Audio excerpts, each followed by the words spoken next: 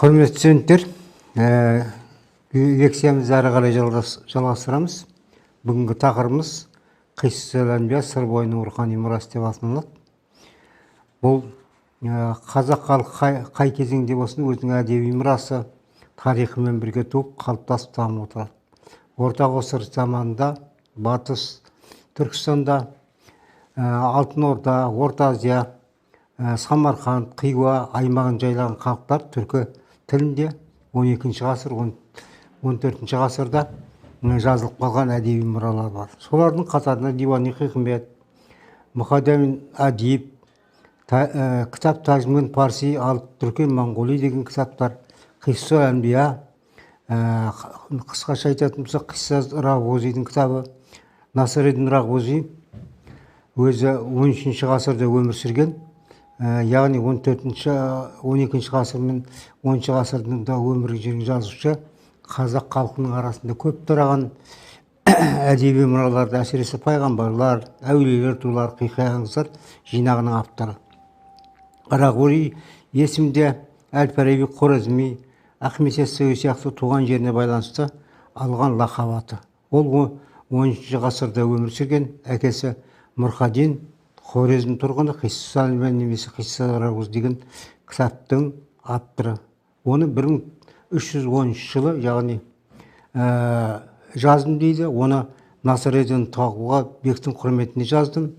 Оны жазған Оғыз қазысы Бұрқадин ұлы Насыр-эд-Дин дейді авторы. Сонымен бірге осы ол кісі жан-жақты білімдар болған танымал кісі. Араб, парсы, түріктердің жетік меңгерген, жергілікті түркіден шыққан Насыр-эд-Дин Рағузи Рабат қаласын мекендеген, яғни Оғыз тайпасының перзенті екендігіне өзінің есімі айғақтап тұрған. Тарихымызға белгілі 1220 шыңғысхан әскерлері басып кіруіне байланысты Хорезм мемлекеті ыдырап, жошы ұлысының құрамына енген Алтын Орда хандығына кірді. Шірік Рабат, бұрынғы Рабат қаласы, қазіргі Қызылорда қаласынан оңтүстікке қарай 300 шақырым жерде Өзбекстанмен шекаралас Қызылқұм шөлінде жатыр. Жоғарыда айтқандай, Рағузи арабша тәрбиелеген, дін жолын қызмет жасап, қази болған кісі. Ол адам ата, қауана, сонымен бірге пайғамбарлар туралы бұрыннан айтып келе жатқан аңыздар жинап, араб, парсы діндарлардың жазғандарын өңдеп, қайта Қисса-әл-Әнбия деген кітапты жазғаны белгілі. Оның осы ғасырға 15-ші ғасырға жататын бір нұсқасы Лондондағы Британ музейінде, 16-ші ғасырда бір көшірмесі Ленинградта Сырғылым академиясының шығыс фондысында сақталған. Лондон нұсқасын К. Греденбек 1948 жылы Копенгагенде бастырып шығарған. 1859 жылы белгілі түрік танушы Н.И. Ильминский императорлық Қазан университетінің баспаханасында кітаптың толық мәтінін бастырып шығарған.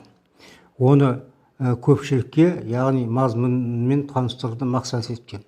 Сонымен бірге П.М. Милоранский былай дейді, шамасы Ильминский Азия музейінде сақталған нөмірі 336 қолжазбалар пайдаланған.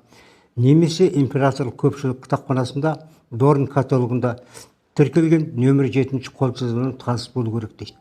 Түркітанушы ғалымдар Рағузи қиссаларының көне нұсқаларын іздестіріп, 1983 жылы Лондонға барған сапарында Милоранский Британия музейінде ең көне толық қолжазбаны қарап шығып, оны көшіріп алып, оның үзінділерін 1897 жылы жариялаған еді. Сонымен бірге Ленинград кітапханасының қолжазбалары ішінен бұрын жариялап үлгерген Лондон нұсқасының бірінші үзіндісін Асы Малоп жарыққа шығарды. Содан кейін Ильминский мен Малоп баспасөз ретінде шығармадан үзінділер келтіріп, 1951 жылы көне түркі жазба ескерткіштері деген кітабына енгізіп, оны жоғары оқу орындарына арнады. Рағузи қиссалар, яғни әлемдік мәдениет пен әдебиет тарихында орын айқындауға үлес қосқан айрықша зерттеушілер деп бағалауға болады. Жоғарыда айтқанымыздай, Рогвозий қиссалар бірінші рет Қазанда 1859 жылы Эльминский бастыруымен жарық көрген. Қиссаның бір нұсқасын 1959 жылы Рахматулла Әмірханұлы бастырып шығарған. Содан кейін 1873, 1887, 1889, 1914 жылдары бірінші рет басылып шыққан. Қазақ елі қиссаның осы Қазан баспасынан шыққан нұсқасымен таныс болған ұқсайды. Сол сияқты Әшім әліпбайы Насиреддин Рогвозийдің қиссалы әңгімесінің үш жерде, яғни Ташкентте 1904, Қазанда 1904, Қашқар ұйғыр баспасында 1800 жылдары басылып шыққанын айта келіп, үш баспадан шыққан кітапты салыстыра жазғанын айтады. Әдеби мұраны қазақ әдебиет тануында алғаш рет 1967 жылы профессор Бейсенбай Кенжебаев басшылығымен филология факультеттерінің студенттеріне арнап ертедегі нұсқалар атты деген хрестоматикаға енгізген болады. Бұл біздің жоғары оқу орны үшін және де қазақ оқулығы мәдениетіне үлкен жаңалық бар.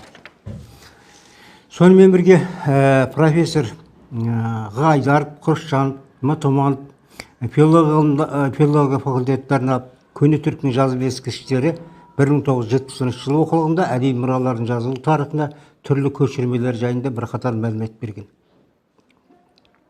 Соның ішінде әсіресе біз ерекше тоқталатынымыз біздің белгілі профессорымыз Бейсенбай Кенжебаев арнайы жазған мақаласында оның танымдық жағынан үлкен ерекше болғандығын айтады. Онда ғалым 1914 жылы Қазан баспасынан шыққан нұсқаны басшылық қылады. Оның сюжетін, құрылысын, басты ерекшеліктерін кейбір әңгімелерін талдай отырып, көптеген мысалдар келеді. Осы кезге дейін ол ондай шығарманы діни ретінде бағалап келген, әдеби нұсқаны кейбіреулер керексіз санап деген саңыржақ көзқарастарға нақты мысалдар арқылы ғылыми тұжырым береді. Бұның өзі бұл мұраның әрі қарай дамуына және де үлкен жол ашқан деп қарайды. Шахнаманы жазған өзіміздің сыр елінің керемет сүлейі Тұрмағамбет Ізделеуов Рогвозийдің бірнеше сюжеттерін пайдалана отырып, тәлім-тәрбиелік мәні бар әдеби мұра қалдырған белгілі. Ол әсіресе өзімізге белгілі, бүкіл түрік халқына белгілі Лұқпан Хакім әңгімелері болатын. Сонымен бірге Рогвозийдің кейбір хикаяттарын өзіміздің белгілі жерлесіміз жырау Рахмет Мәзғожаев 1976 жылы сыр бойында халық аузынан жазып алып, оны ғылым академиясына тапсырғаны белгілі.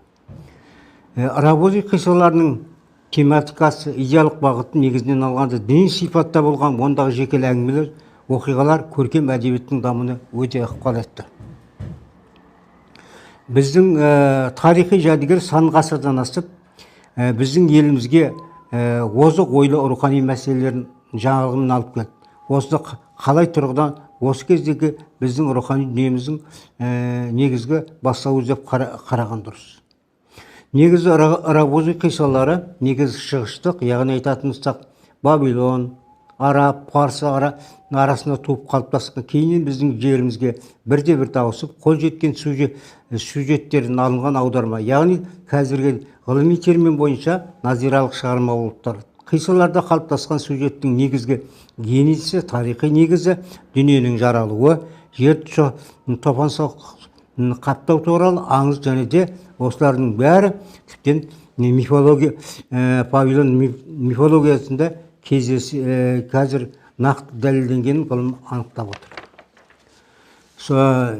Бұл еңбекте топан-су аңызына біраз орын бөлген. Жер жүзін топан-су қаптаралында Құдай Нұхқа кеме жасатып бұйырады. Нұх кеме жасайды. Кемені үш қап етеді. Бірінші қабатта хайуандардың әр түрінен бір жұп, екінші қабатында адам, үшінші қабатында құстардың түр-түрінен бір жұп алады. 40 күн жаңбыр жауады. Сел болып жер бетін топан су қаптайды. Судың биіктігі 40 аршын болады. Ең биік деген таулардың өзінен асып кетеді. Дүниеде қыбырлаған жан, мақұлық қалмай, барлығы суға кетеді. Яғни Алла Тағала Нұх пайғамбардың өтінішінен кейін дінге кірмегендер жазалау үшін оларға осындай топан су жіберген болатын. Оның және яғни оның өзі рухани негіздері бар екендігін біз тарихи мәліметтерден айқын көреміз.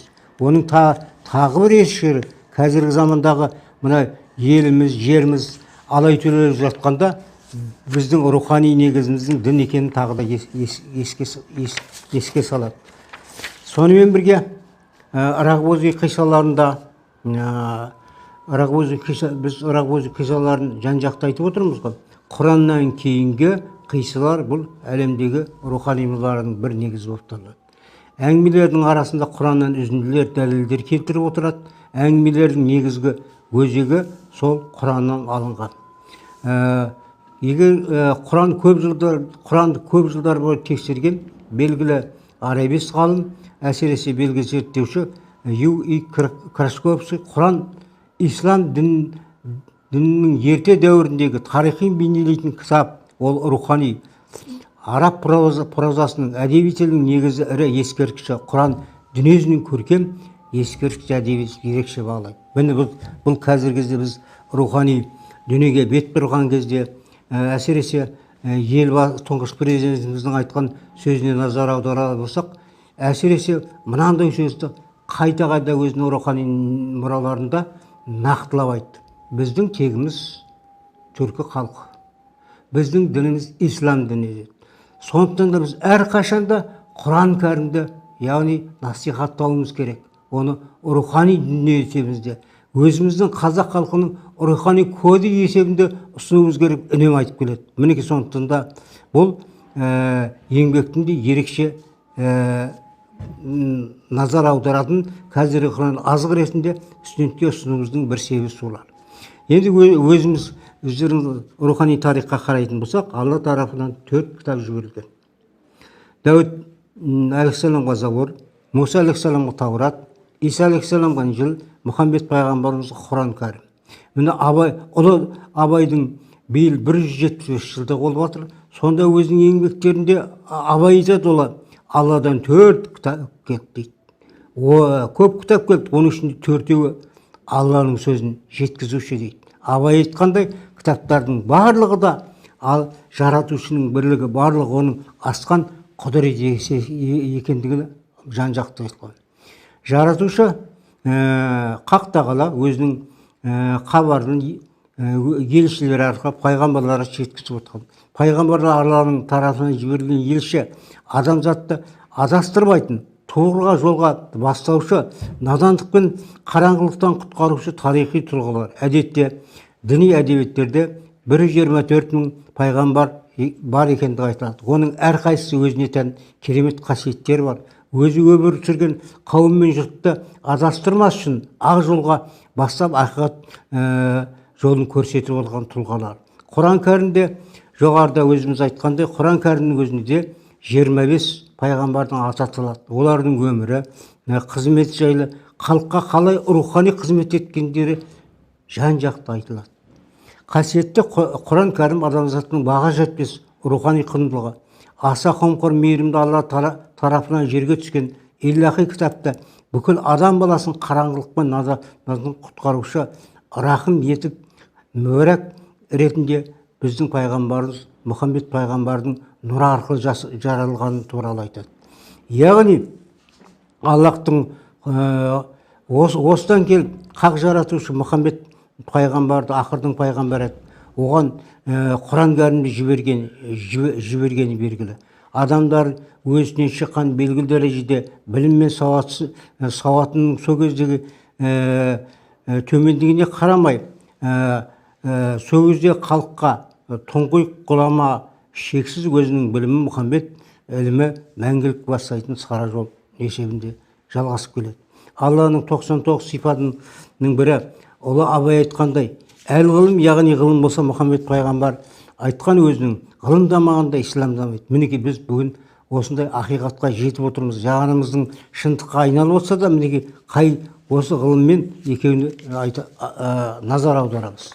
Сонымен бірге тағы назар аударатынымыз, Алла тағала Мұхаммед пайғамбарға түсірген қасиетті кәрім баға жетпес қасына. Араб тілінде түскен Құранды көпшіліктің бәрі оқып біле алмайтын белгілі. Міне соның ішінде Алланың құдіреттерін біздің керемет жерлесіміз, яғни Арыстан бабтың шәкірті Ахмет Яссауи Дивани Хикмет деген еңбекті ең бірінші түркі тілінде өлең түрінде жазды. Бұл қазақ елі үшін, түркі халық үшін, бүкіл мұсылман үшін үлкен рухани мұра болып тұр. Сонан кейінгі қазақтың, жоғарыда айтып өткенде, қазақ арасында рухани еңбектердің бірі осы Насыреддин Рағбозидің Қисса әңгімесі. Бұл түркі жұртының дінге ерекше бет бұруына осы кітаптың ықпалы өте зор болды десе қателеспейміз. Діни тақырыпта жазылған әдеби мұраның мақсаты өте биік. Аса рахымды Алланың, яғни 18 мың ғаламды қалай жаратқаны, не үшін жаратқаны,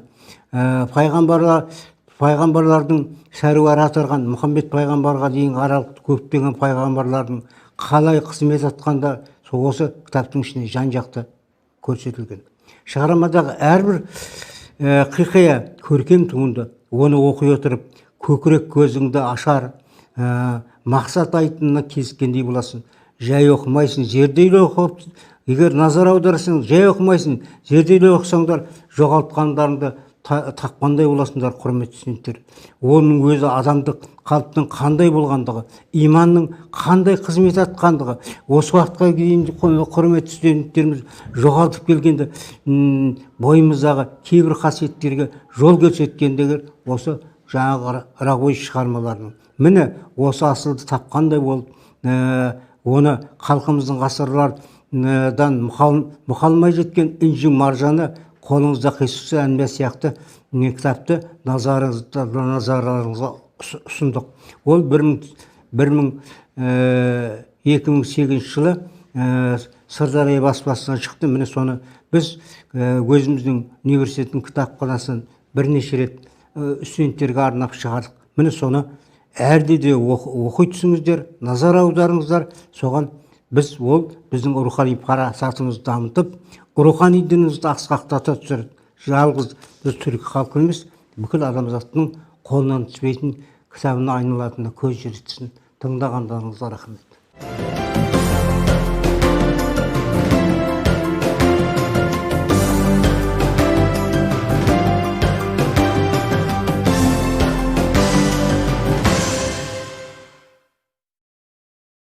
Саламатсыздар ма, құрметті білім алушылар, құрметті студенттер. Бүгін неке сабағымызды бастаймыз.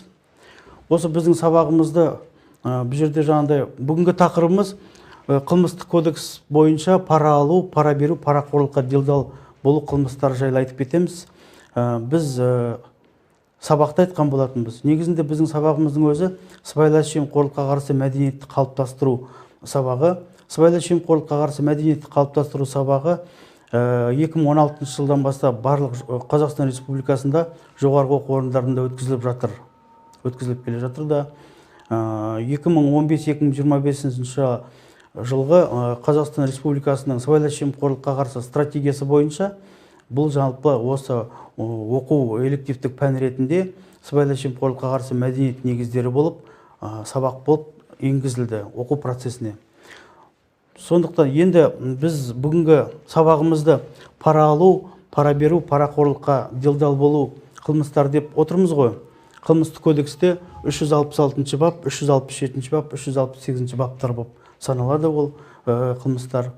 Бұл енді негізі әрбір қылмыстың жалпы өзінің тарихы бар. Өзінің тарихы бар. Тарихтың барлығы 12 кестеден басталады, антик заманынан басталады. Енді осы жерде кішкене ғана тарихқа көз жүгіртіп өтсек пе деймін. Антик заманына дейін жалпылай осы Шумер мемлекеті болған. Шумер мемлекеті қазіргі Иран, Ирак, Ауғанстан, Пакистан мемлекеттерінің территориясында болған. Шумерліктердің патшасы Урукаген патша болды. Урукаген патша жалпылай өзі патшалық құрған кезде сыбайлас жемқорлықтың қылмыс екенін көрсетіп, заң шығарып, сыбайлас жемқорлыққа ең алғашқы жаза тағайындауды ұсынған адам болатын. Осы енді Шумер патша сыбайлас жемқорлық қылмысы бойынша осы пара алу, пара беру, парақорлық және сыбайлас жемқорлық қылмыстар, қазынаны тонау қылмыстары бойынша жаза тағайындауды ұсынады. Және де сол бойынша заң шығарған адам. Ол кезде бірақ жаза тағайындау жардан лақтыру, жаңа биік жардан лақтырып өлім жазасына кесу болатын. Суға лақтыру жалпылай енді. Кейіндері антик заманында ежелгі Грекияда, ежелгі Рим мемлекеттерінде де осы жалпылай сыбайлас жемқорлық бойынша жаза тағайындау нормалар пайда болады. 12 таблицаға, 12 кестеге осы сыбайлас жемқорлық ұғымдары барлығы заң болып енгізілген болатын. Орта ғасырларда католик шіркеуінде Рим папасының нұсқауы бойынша католиктер жаңағыдай сот жүргізіп, инквизиция, демек осы сыбайлас жемқорлық жасаған, пара алу, пара беру, парақорлық қылмыстарын жасаған адамдар жауапқа тартылып, жаза тағайындалып отыратын болған. Ондағы жазалары жаңағыдай отқа өртеп жіберу, басын шабу, өлім жазасына кесу болатын. Тіпті осы жалпылай орта ғасырлардың аяқ шегінде ұлы француз буржуазиялық революциясы аяқталғаннан кейінде осы сыбайлас жемқорлық қылмыстары бойынша жаңағындай якобин диктатурасы көп деген ақшаларды, мүлікті, дүниені конфискация жасап алған болған болса, ona тонау басталады. Сол кезде сол тонауға тыйым салып тоқтатып, қылмыстық кодекске жаза тағайындауды Францияның қылмыстық кодексіне Наполеон Бонапарт жаңағыдай осы сыбайлас жемқорлық қылмысы бойынша, пара алу мен беру бойынша қатаң жаза тағайындауды ұсынады. 20 ғасырдың ортасында Адольф Гитлер мен Сталин, Иосиф Виссарионович Сталинді осы сыбайлас жемқорлық қылмыстарына қатты күрес жүргізеді. Онда да жаңағыдай жаза тағайындау өлім жазасына кесу болып отырды, ату жазасына кесу болып отырды. Біз байқап қарағанымыздай барлық ғасырларда да осы сыбайлас жемқорлық қылмыстарын мемлекеттің басшылары қылмыс деп тауып отырған, және де қылмыс деп қабылдап отырған, және қатаң жазалар қолданып отырған. Ондағы себебі бұл өзі сыбайлас жемқорлық қылмысының пара алу, пара беру, парақорлыққа делдал болу қылмыстарында бірден бір мемлекетке зиян келетіні, мемлекеттік басқаруға, мемлекеттік қызметке, мемлекеттік жаңағыдай қазынаға зиян келетінін басшылар, мемлекеттің басшылары, өкімет басшылары жақсы оны білген. Сондықтан да қатаң жазалар қолданып отырған. Ал енді осы сыбайлас жемқорлыққа қарсы мәдениетті қалыптастыру ең алғаш 1959 жылы Сингапур мемлекетінде қабылданады бағдарлама. Премьер-министр Ли Куан Ю өзінің ұйғарымымен, өзінің жалпылай ұсынысымен сыбайлас жемқорлыққа қарсы мәдениетті қалыптастыруды бастайды.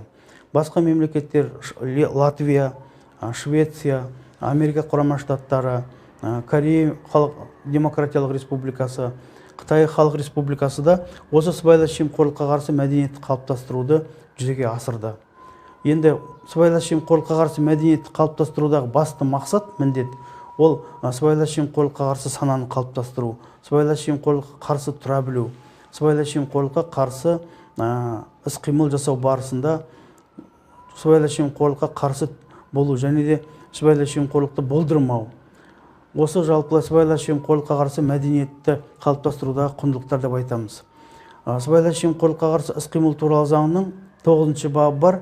9-шы бабында сыбайлас жемқорлыққа қарсы мәдениетті қалыптастыру статьясы көрсетілген. Оның ішінде диспозицияда айтады: сыбайлас жемқорлыққа қарсы іс-қимыл барысында сыбайлас жемқорлықты болдырмау, төтеп беруге қарсы тұра білетін құндылықтарды сақтауымыз керекпіз, және де оны дамытуымыз керекпіз дейді. Ондағы енді айта кететін жайт, ол қандай құндылықтар мінекей? Ол демек бірден бір сыбайлас жемқорлыққа қарсы сананы қалыптастырып, сыбайлас жемқорлыққа қарсы тұра білу, төзе білу. Өйткені сыбайлас жемқорлықпен жасаған қылмыстар, пара алу қылмысына келетін болсақ, ол тек мемлекеттік қызмет пен мемлекеттік билікке ғана емес, жеке азаматтарға да міндетті түрде зиян тигізіп отырады, тигізбей қоймауы мүмкін емес. Барлық ғасырларда қандай патшалар болмасын, қандай билер болмасын, қандай жаңағыдай сот органдары болмасын, құқық қорғау органдары осы жаңағыдай пара алу, пара беру, парақорлыққа делдал болу қылмыстарын, ауыр қылмыстардың қатарына жатқызып келген болатын. Және де бұл бойынша қатаң жазалар қолдану керегін ұсынып келген болатын. Енді біз айта кетуіміз керекпіз, осы жерде пара алу қылмысы қылмыстық кодексте 366 бап 15-ші тарауда көрсетілген мемлекеттік қызмет пен мемлекеттік басқаруға қарсы жасалған сыбайлас жемқорлық қылмыстың бір түрі.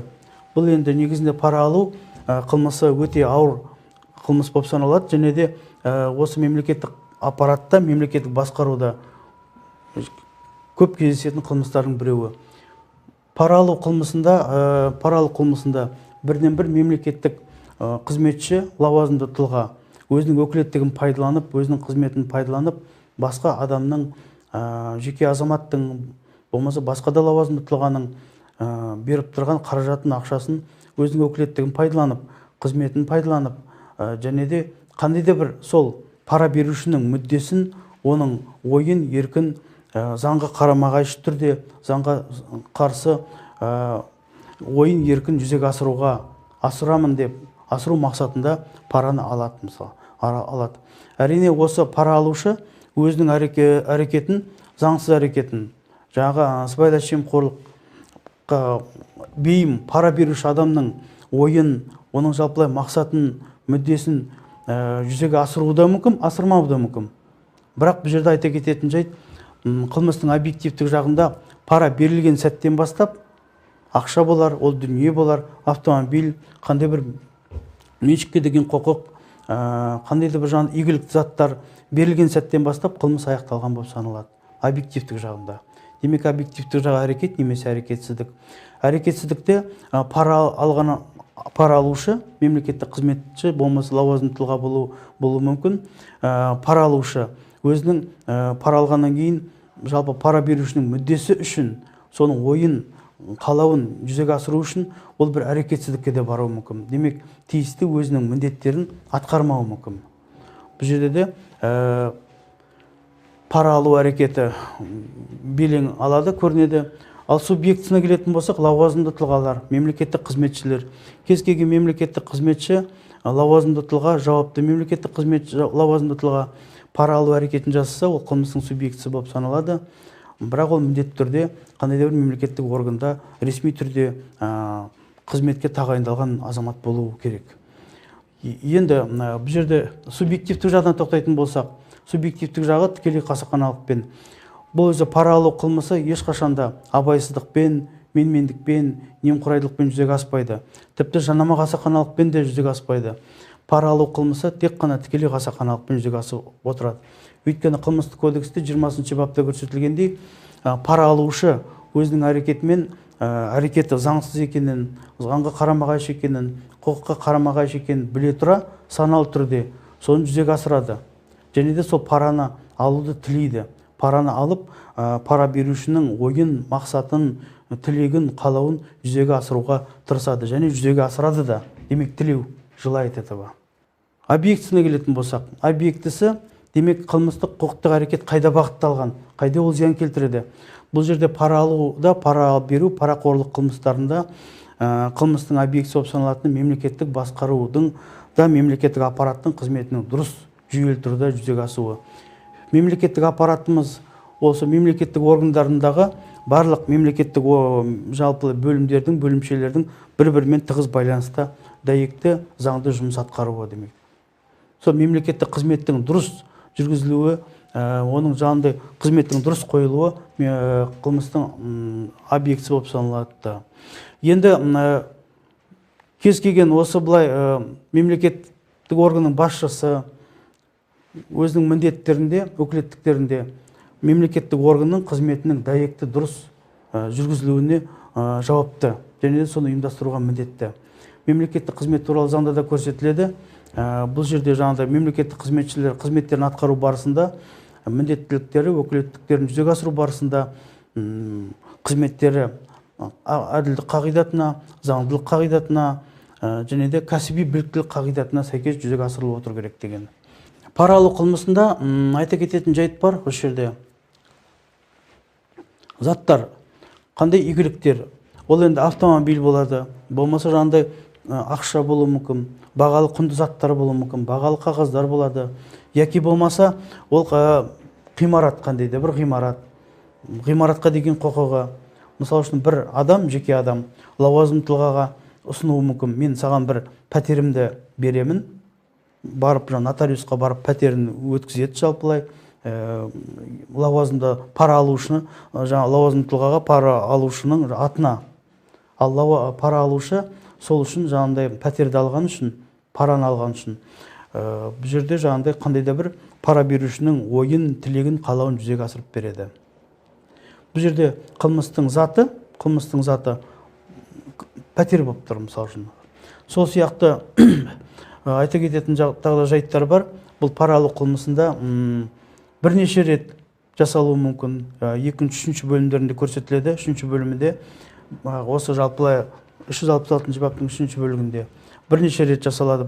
Егерде лауазымды тұлға параны бір адамнан, екінші адамнан, үшінші адамнан әртүрлі жалпылай қылмыстарға бағытталып, әртүрлі жаңағындай бір ол пара берушінің мүддесін жүзеге асырам деп алатын болса, онда бұл жерде қылмыстың бір емес бірнеше рет жасалған болып саналады. Демек, пара алушы пара алу қылмысына жаңағындай жауапқа тартылған кезде қылмыстық іс пара алу бірінші бөліммен емес, үшінші бөліммен сараланады. Ал өзіміз жақсы білеміз, үшінші бөлімде бірінші бөлімге қарағанда жаза тағайындауда мүлдем басқаша. Бұл пара алу, пара беру, парақорлыққа делдал болу қылмыстарында осы 366 мен 367 баптарда бас бостандығынан айыру жазасы 5 жылдан 15 жылға дейін деп көрсетілген. Пара алу қылмысы бойынша да, пара беру қылмысы бойынша да. Қосымша тағы да осы негізгі жазаларға осы 2016 жылдан бастап қосымша жаза енгізілді. Мемлекеттік қызметкердің осы сыбайлас жемқорлық қылмыс жасағаны үшін өмір бойына мемлекеттік қызмет жаңағыдай атқару құқығынан айыру деген. Дүние жүзінде, барлық дүние жүзінде бұл тек қана Қазақстан Республикасында ғана қолданысқа енгізілген қосымша жаза болып отыр. Бұл қазіргі уақытта басқа мемлекеттерде, Россия Федерациясында, Қытай Халық Республикасында, болмаса Европадағы, тіпті Америка Құрама Штаттарының қылмыстық кодексінде бұндай жазалар жаңағыдай өмір бойына мемлекеттік қызметтен айналысу құқығынан айыру жазасы көрсетілмеген қазіргі уақытта. Осы пара алу қылмыстарында тағы да бір ескеретін жағдай бар. Әрине, біз жаңа айтып кетіп отырмыз, алдыңғы сабақта да бір айтып кеттік, пара алудың да жаңағыдай қоғамдық қауіптілік дәрежесіне мән беріп отыру керек. Қоғамдық қауіптілік дәрежесі қандай? Және де параның жалпылай құны қандай? Егер елеулі маңызды болмаса, қылмыстық кодексте 3-ші бапта өткен сабақтарда айтқанбыз, 3-ші бапта көрсетілген ғой. Болмашы зиян 11-ші тарауда. Болмашы зиян елеулі маңызды болмаса, демек 2 айлық есептік көрсеткіштен аспайтын болса, жеке азаматтың берген параның суммасы, онда ол әкімшілік құқық бұзушылық бойынша жауапқа тартылады дедік. Ал енді 2 айлық есептік көрсеткіштен демек 5650 жаңағыдай теңгеден асып тұратын болса, онда әрине бұл жерде қылмыстық жауапқа тартылады. Осы жерде жаңағыдай ара жігін ажыратып отыру өте маңызды. Қылмыстардың, құқық бұзушылықтардың. Пара алу мен пара беруде тағы да бір айта кететін жайт бар. Бұл қылмыс субъектісінің сөз байласуы, жалпылай сөз байласуы. Бұл жерде енді бірте-бірте пара қорлыққа делдал болу қылмысына біз өтіп кетіп жатырмыз 368 бапқа. Демек, пара қорлыққа делдал болуда делдал адам бірінші пара алушы мен пара беруші екеуінің арасында сөз байластырып, ұйымдастырып, жаңағыдай бір адамның пара алуын, екінші адамның пара беруін ұйымдастырып, өзара келіссөз жүргізіп, соны жаңағыдай екі жақта бірдей жаңағыдай ортақ бір келісімге жеткізеді. Пара қорлыққа делдал адам. Осы 366 бапта, 367 бапта да қосымшада былай көрсетіледі. Егерде пара берушіге жаза тағайындау, пара берушіге осы қылмыстық іс бойынша жауапқа тартылу барысында егердем нақты анықталса, егердем ол пара беруші параны беріп, одан кейін құқық қорғау органдарына өзінің еркімен хабарлаған болса, онда ол қылмыстық жауаптылықтан босатылады деген қосымша бар. Осындай бір абзац норма. Бұл жерде дәйекті дұрыс түсіну керек. Кейбір адамдар түсіну былай ойлауы мүмкін. Неге ол жалпылай параны беріп тұрып, жаңағыдай субъектісі болып саналады ғой пара беруші. Сөйтіп барып мемлекеттік органдарға, құқық қорғау органдарына хабарласа, өз еркімен барып хабарласа да, неге ол жауапкершіліктен босап кетеді деп. Бұл жерде ең басты критерий, ең басты нәрсе жаңағыдай пара берген адамға пара алушының тарапынан қорқытып алу фактісінің болуы да, қорқытып алу. Демек, орысша айтқанда путем вымогательства, қорқытып алу фактісі. Енді қорқытып алудың түрлері қандай болады? Қызметте, егер жаңа пара беруші қызметкер болатын болса, қарамағындағы бағынышты жұмысшы болатын болса, жұмыстан шығарып жіберем деп қорқыту, қызметінен төмендетіп жіберем деп қорқыту, болмаса айлықтың тең жартысын жаңағыдай жалпылай қандай да бір себептермен айлықтың жартысын ұстап қалам дегендей бір әртүрлі жаңағыдай сондай бір нелерді ойлап табу себептерді, заңсыз себептерді. Осы жағдайда неке қорқытып алу әрекеті пара алушының тарапынан қандай да бір жолмен қорқытып алу әрекеті болған болса, онда бұл жерде қорқытып алу әрекеті болған болса, және де осы факті бойынша пара берген адам әрине қылмыстық жауапкершіліктен босатылады, өйткені ол пара беруге мәжбүр болды. Ал бірақ әйтсе дағы да бұл пара беруші адамның әрекетінде қылмыстың құрамы жоқ деген нәрсе емес бұл. Пара берген адам қашанда қылмыстық жауапқа тартылуы тиісті. Пара берген адам қашанда жаңағыдай қылмыстың субъектісі болып саналады. Бұл жерде енді ескерілетін жайт әрине өз еркімен, өз қалауымен хабарлауы, және де ол сол сәтте жаңағыдай пара беруге мәжбүр болуы. Егер де қорқытып алу әрекеттері бірнеше мәрте болған болса, сөйтіп жүріп пара берген адам құқық қорғау органдарына хабарламай, кейін барып, пара бергеннен кейін барып хабарлаған болса, онда әрине жауапкершілікке тартылады. Осы бір жайтты ескеру керек бұл жерде. Осы пара беру, пара алу, парақорлыққа делдал болу қылмыстары бойынша тағы да қылмыстың субъектілері пара алушының туысқандары болуы мүмкін. Болмаса оның бір жалпылай қандай да бір арада бір сенімді адам болуы мүмкін. Басқа бір адам арқылы, делдал арқылы деп тұрмыз ғой. Делдалдың әрекетін кейбір ғалымдар бұл енді пара беру қылмысына қатысушы ретінде неге сараламасқа дейді ғой. Әйтсе дағы да пара беру қылмысында жаңағыдай парақорлыққа делдал болу жалпылай фактісі қылмыстық кодексте 368 баппен бөлек бір қылмыстық әрекет болып сараланып көрсетілген.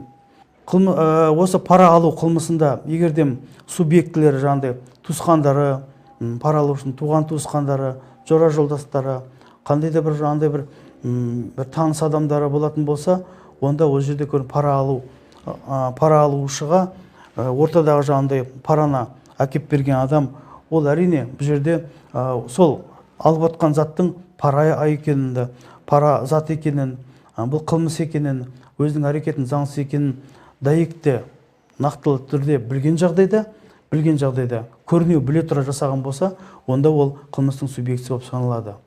Ал егер бір мысал келтірейік, бір затты жаңағыдай пара алушы мынаған осы бір кісі әкеп беру керек еді, бір коробканы, соны әкеп бере қой десе, ортадағы адам, әкеп берген адам коробканы, егердем оның ішінде ақша бар екенін білмеген болса, оның жаңағыдай өзінің тарапынан әрекет заңсыз екенін білмеген болса, онда қылмыстық жауапкершіліктен тартылады. Не себепті? Өйткені ол жерде оның ортадағы адамның ойында, санасында қылмыстық әрекет жасап жатырмын дегендей сондай бір қандай да бір пиғыл ниет жоқ.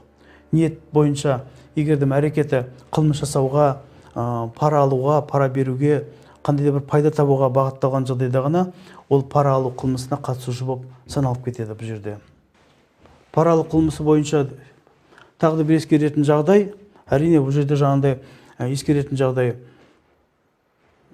егердем біз осы пара алу қылмысы бойынша жаңағыдай саралаған кезде міндетті түрде жаңағыдай пайымдап отыруымыз керекпіз, әрекет қалай пайдақорлық ниетпен жүзеге асқан ба, бұл жерде қандай да бір мәжбүрлеу фактылары бар ма, пайдақорлық ниетпен асқан ба, және де бар ғой бұл жерде осы пара алу әрекетінде лауазымды тұлғаның тікелей жаңағыдай мақсаты қандай болған. Осы жерде мен жалпы білім алушыларымызды диспозициямен таныстырғым келіп тұр. Диспозицияда танысып, талдап кету өте маңызды. Мемлекеттік функцияларды орындауға уәкілеттік берілген адам, не оған теңестірілген адам, немесе жауапты лауазымды атқаратын адам деп тұрып жерде. Осы жерде нақты айтып кеткім келіп тұр. Мемлекеттік қызмет туралы заң бойынша мемлекеттік функцияларды орындауға уәкілетті адамдарымыз мемлекеттік қызметкерлер. Мен көбінесе өзім ғалымдардың көбісі мына қылмыстық кодексті саралаған кезде, кешіріңіздер, саралаған кезде жалпылай осы бір абзацтарды мемлекеттік қызметші және лауазымды тұлға деп айтып кетеді бұл жерде. Демек, лауазымды мемлекеттік қызметшілер оған теңестірілген адамдар деп көрсетеді. Мемлекеттік қызмет туралы заң бойынша мемлекеттік қызметшілерге теңестірілген адамдар, олар мемлекеттік орган, кез келген бір коммерциялық ұйымдар болар, жаңағыдай қандай бір ұйымдар, мекемелерде 150%-дан жоғары акция жаңағыдай иесі мемлекет болатын болса, болмаса 100% акция жаңағыдай мемлекеттік кәсіпорын, мемлекеттік мекеме болатын болса, онда сол мекеменің басшылары осы мемлекеттік қызметшілерге теңестірілген болып саналады. Осыны түсіндіріп кетуіміз керекпіз. Мемлекеттік қызметші, оған мысал келтіру керек те, мектептің директорлары. Мектептің директорлары мемлекеттік қызметшілерге теңестірілген болып саналады. Болмаса жаңағыдай кәсіпорындардың, мемлекеттік кәсіп орындардың, мемлекеттік мекемелердің басшылары да мемлекеттік қызметкерлерге теңестірілген болады. Жауапты мемлекеттік лауазымды атқаратын адамдар. Мемлекеттік қызмет туралы заң мен конституциялық заңнамалар бойынша жауапты мемлекеттік лауазымды атқаратын адамдар, олар жаңағыдай атқаратын адамдар міндетті түрде жаңағыдай өкілеттіктері мен міндеттері, құқықтары конституциялық заңдармен реттеліп отыру керек. Ол енді жаңағыдай жауапты мемлекеттік лауазымды атқаратын адамдарымыз конституциялық заңдармен реттелетін ондай жауапты мемлекеттік лауазымды атқаратын адамдар президент, парламент депутаттары және де осы мемлекеттік өкіметтік жаңа премьер-министр және де министрліктер болып саналады. Және де А корпусына жататын лауазымды тұлғалар. Мемлекеттік қызметте лауазымды тұлғалар, А корпусына жататын лауазымды тұлғалар, демек басқарушы құрам болып саналады. Және де А корпусына жатпайтын Б корпусының қызметкерлері дейді. Демек, атқарушы және де төменгі мемлекеттік қызметкерлер болып саналады. Бұл енді атап жатқан лауазымды тұлғалар мен мемлекеттік қызметшілеріміз осы пара алу, парақорлық қылмысы болған кезде қылмыстың субъектілері болып саналады. Және де шетел мемлекеттің болмаса халықаралық ұйымның қандай да бір қызметшілері осы жалпылай Қазақстан территориясында жүре тұра, қандай да бір жаңағыдай шетел мемлекетінің халықаралық ұйымның қызметшісі бола тұра парақорлық әрекетін жасайтын болса, пара алатын болса, онда ол әрине және де осы пара алған кезде оның әрекеті осы Қазақстан территориясында бола тұра, және де осы жалпылай мемлекеттік басқаруға Қазақстан Республикасында мемлекеттік қызметке зиян келтіретін болса, ондай жағдайда әрине бұл әрекеті осы Қазақстан Республикасының қылмыстық кодексінің 306 бабымен сараланады. Жасаған әрекет және әрекетсіздік басында алдында айтып кеттік. Біз енді әрекет және әрекетсіздік болады. Демек, пара алған адам осы пара берушінің ойын, еркін, қалауын жүзеге асыру мақсатында, өзінің жалпылай жүзеге асыру мақсатында әрекет жасауы мүмкін. Енді пара алғаннан кейін заңсыз қызметке орналастыру деген сияқты. Яки болмаса пара алғаннан кейін пара алушы ревизияны, тексеруді, қандай да бір тексеру жұмыстарын, бақылау жұмыстарын орындамау, жүргізбеу, дәйекті жүргізбеу, болмаса тіпті жаңағыдай бір жалған құжаттамалар толтырып қою жөнінен. Әрекетсіздікте. Мінекей, осы адамның қызметтік өкілеттіктеріне кіретін болса, не ол лауазымның жағдайына байланысты осындай әрекеттерге ықпал жасай алатын болса дейді. Әрине, осы пара алушы осы пара алу қылмысы бойынша жауапқа тартылу үшін оның жалпылай жаңағыдай міндетті түрде сол мемлекеттік лауазымды тұлға болу керек, және де осы қызметтік өкілеттіктеріне өзінің жалпылай пара алғаннан кейін атқаратын атқаратын жалпылай атқаратын әрекеті пара алушының, пара берушінің мүддесін, оның ойын жүзеге асыру үшін атқаратын міндеті оның өкілеттігі шеңберінде болу керек. Былайша айтқанда қызметтік өкілеттігі шеңберінде жүзеге асыру керек. Мына пара алушының өзіне немесе басқа адамдарға ақша, бағалы қағаздар, өзге де мүлікке құқық немесе құқық сипатындағы пайда түрінде жеке өзі немесе делдал арқылы пара алуы деп көрсетіліп отыр бұл жерде де. Нақты айтқан кезде осы жерде көрдіңіз бе, бағалы қағаздарымызда біз бағалы қағаздарымыз, мүліктік қатынастар, мүлік құқығы Қазақстан Республикасы Азаматтық кодексінің де көрсетілгендей рәсімделеді. Әрине біз енді оны біз жақсы білеміз. Әрине бағалы қағаздар туралы да, әртүрлі жаңағыдай коносаменттер туралы да, әртүрлі жаңағыдай құжаттамалар туралы да, акциялар туралы да осы Азаматтық кодексте көрсетіліп өткен. Пара алу қылмысында тағы да бір ескеретін жағдай бар. Енді пара алу, пара беруде, пара беру қылмысында да пара берушіге лауазымды тұлғаға жеке бір азамат қандай бір затын беретін болса, мүлік болмаса ақша, ал егерде осы пара алушы адам бұл жерде параны алып тұрып, егер қылмыстық әрекет жасаудан бас тартқан болса да, бәрібір қылмыстық жауапкершілікке тартылады. Ондай сұрақтар туындайды, болады. Тәжірибеде кейбір адамдар айтады, параны алған адам қайтадан параны қайтарып берді, енді жауапқа тартыла ма, тартылмай ма деп. Әрине, біз алдында да айтып кеткенбіз, пара алушы пара затын алған уақыт сәттен бастап қылмыс аяқталған болып саналады деп. Яки болмаса керісінше, мінекей жаңағыдай пара алуға мәжбүрлеу деген фактылар болады. Кейде сұрақтар туындайды кейбір азаматтардан. Ондай болады. Әрине студенттеріміз де, білім алушыларымыз сабақта қойып отырады ондай сұрақты. Егерден параны ұсынып отырса, бір адамға лауазымды тұлғаға деймін, пара беруші параны ұсынып жүрсе, бірақ пара алудан бас тартып жүрсе, және де күндердің күнде бірақ параны аламын деп уәде берсе, және де осы пара берушінің өзінің еркіндегі қалауындағы еркіндегі мүддесін жүзеге асырып орындап берсе, бірақ параны әлі алған жоқ, ақшаны. Ақша болсын, мүлік болсын, онда да қылмыс субъектісі лауазымды тұлға жауапқа тартылады.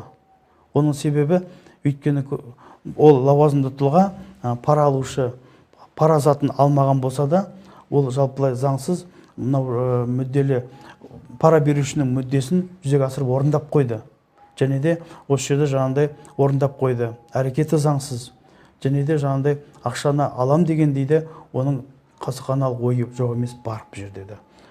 Енді кейіндері алармын, алдымен жаңағыдай пара берушінің, пара беретін адамның мүддесін, оның еркін жүзеге асырып қойын дегендей мақсатпен. Пара алумен тағы да бір айта кететін болсақ, пара алу қылмысы бойынша кейде бір мынандай да факторлар болады. Параны алды, пара алушы пара затын ақшаны алды, бірақ жаңағыдай ешқандай да лауазым өзінің өкілеттігі шеңберінде тиісті міндеттерін заңда атқарды да, ал енді пара берушінің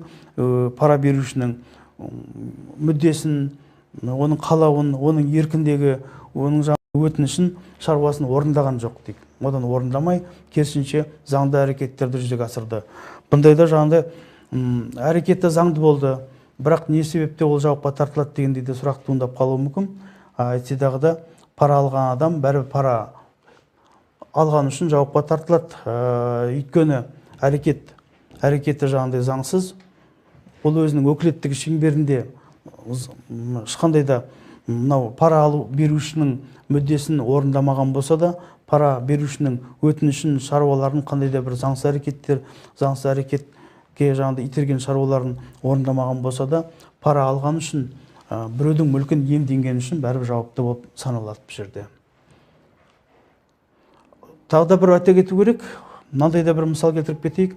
Бір адам пара беремін, маған жалпылай заңсыз жер участогын алып бер деуі мүмкін. Лауазымды тұлға жарайды, мен енді жарайды, мен жер участогын алып беремін, заңсыз әйтеуір кезектен тыс алып беремін деп уәделескен болуы мүмкін. Ал бірақ осы жерде жаңағыдай егер де сөйтіп уәде бере тұра ешқандай да бір заңсыздық әрекетке бармай жер участогын жер телімінде жаңағыдай алып бермеген болса, лауазымды тұлға пара беруші жаңағыдай адамда ешқандай бір ақшалай заттай мүліктік бір пара бермеген болса, бұл жерде әрекет қандай болады?